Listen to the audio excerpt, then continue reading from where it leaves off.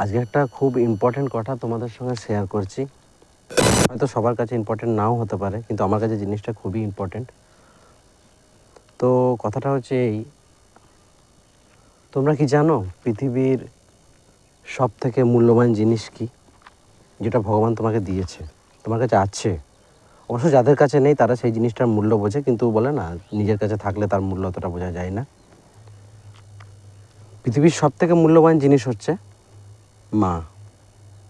যার মা আছে তার সব আছে, আর যার মা নেই তার কিচ্ছু নেই। আপনি সারাদিন কাজ করার পর যদি আপনি বাড়িতে যান বা না যান, আপনার মা আপনাকে খোঁজ করবে। হয়তো সব জনকার বউও খোঁজ করবে না, কিন্তু আপনার মা আপনাকে খোঁজ করবে। আপনি খেলেন কি খেলেন না, আপনার শরীর ঠিক আছে কি ঠিক নেই, আপনি ঠিক মতো আপনার মন মেজাজ ঠিক মতো আছে কি না, সবই আপনার মা চিন্তা করে, আপনার বউও তো চিন্তা